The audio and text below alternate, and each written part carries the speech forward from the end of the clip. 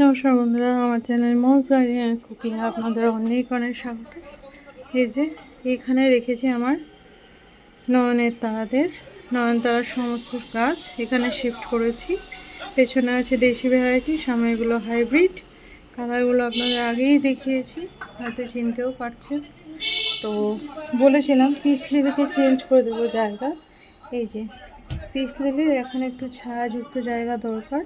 এখানে তুলনামূলক একটু কম রোদ আসে, যদিও এর যে জলবায়ু তাকে একে আমি দিতে পারছি না পিস লিলিকে, তবুও এখানে রেখে কিছুটা রিলিফ দিতে পারবো আশা করছি।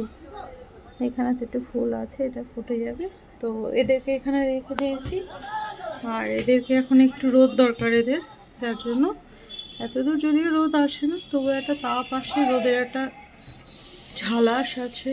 সেটা আজ কিন্তু আমি ফুলকটি তুলে নেব। হ্যাঁ, কিন্তু এই জন্যই তুলে নেব, এই বীজের কারণ। বীজ হয়ে গেলে যে কোনো গাছই কিন্তু ফুল দেওয়া বন্ধ করে দেয়।